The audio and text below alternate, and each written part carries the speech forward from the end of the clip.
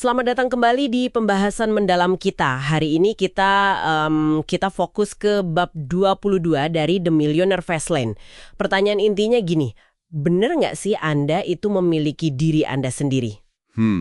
Penulis pakai metafora yang oke banget. Anda itu kendaraan menuju kekayaan.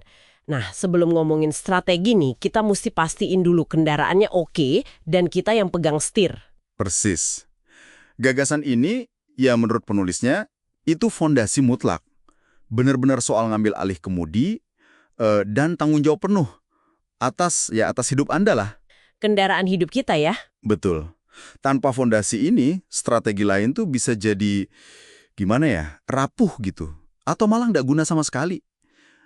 Ini bukan cuma motivasi doang, tapi langkah konkret pertama. Oke. Coba kita bedah dari yang paling kelihatan dulu ya, paling konkret. Struktur hukum. Penulisnya kan kayaknya keras banget tuh nyaranin jangan pakai kepemilikan tunggal atau persekutuan umum. Iya, betul. Kenapa ini jadi fundamental banget dalam konteks memiliki diri sendiri? Risikonya apa sih? Intinya sih, perlindungan ya.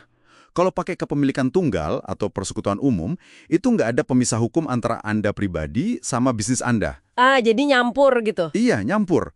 Jadi kalau bisnisnya, amit-amit ya, kena utang atau dituntut gitu, aset pribadi Anda, rumah, tabungan, mobil, itu bisa ikut keseret buat lunasin utang bisnis. Waduh. Nah, struktur kayak LLC atau S-Corp, atau kalau di kita mungkin perseroan terbatas ya, PT, itu kayak bikin benteng hukum. Jadi risiko bisnis nggak otomatis ngancam keamanan finansial pribadi. Ini pilar penting memiliki diri sendiri secara finansial, gitu kata penulisnya. Oke, jadi semacam bikin dinding pelindung ya, benteng hukum. Tapi ini kan baru satu lapis kontrol nih. Kayaknya penulis bawa gagasan kontrol ini lebih dalam lagi ya, ke level personal, soal pilihan. Nah, itu dia. Betul banget. Struktur hukum penting, tapi intinya lebih dalam lagi. Anda harus memiliki pilihan-pilihan Anda. Penulis tuh nekenin banget kalau posisi Anda sekarang ini, suka atau nggak suka, ya, itu akumulasi dari semua pilihan yang Anda buat di masa lalu. Nggak ada faktor eksternal atau orang lain yang bisa sepenuhnya disalahin. Ini bukan buat nyalahin diri sendiri ya, tapi buat ngambil kembali kekuatan kita. Wah, ini konsep yang lumayan nusuk tapi sekaligus bikin kita melek ya. Penulis bahkan punya istilah unik, tenaga kuda sebuah pilihan. Maksudnya apa tuh? Emang beda-beda ya bobot pilihan itu? Beda banget.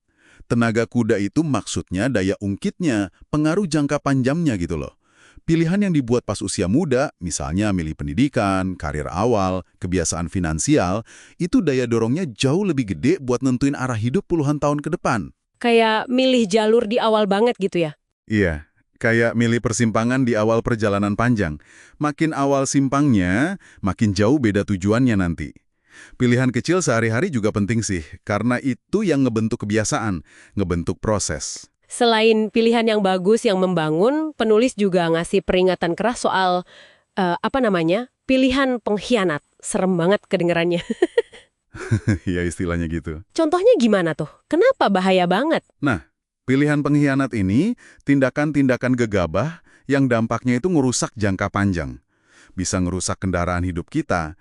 Contoh paling gampang yaitu nyetir sambil mabuk. Satu keputusan impulsif, akibatnya bisa fatal atau ngubah hidup selamanya. Ngeri ya? Atau contoh lain, ngambil utang konsumtif bunga tinggi yang ngejerat kita. Atau ya terlibat tindakan ilegal. Itu pilihan-pilihan yang, ya itu tadi, mengkhianati potensi masa depan Anda sendiri. Jadi sukses atau gagal itu bukan kejadian tunggal ya, tapi kayak akumulasi dari ratusan, mungkin ribuan pilihan kecil yang jadi proses. Terus gimana penulis nyambungin ini ke akuntabilitas? Nah, ini nyambung banget, ini jantungnya bab ini malah.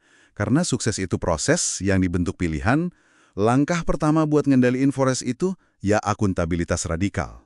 Akuntabilitas radikal? Iya, ngakuin sepenuhnya kalau pilihan Anda, baik atau buruk, itu yang bawa Anda ke titik ini. Bukan nasib, bukan orang lain, bukan keadaan. Kata penulisnya, pas Anda berhenti cari alasan dan nerima tanggung jawab penuh atas pilihan Anda, nah disitulah Anda benar-benar mulai pegang setir. Ini benar-benar kayak ngembaliin power ke tangan kita ya. Ringkasan babnya aja lugas banget. Pilihan adalah kemudi hidup Anda. Anda berada tepat di tempat yang Anda pilih. Dalam banget nih. Perspektifnya jelas. Kalau nggak suka sama posisi sekarang, ya telusuri lagi pilihan mana yang bawa ke situ. Nerima tanggung jawab ini bukan beban, tapi titik awal buat perubahan.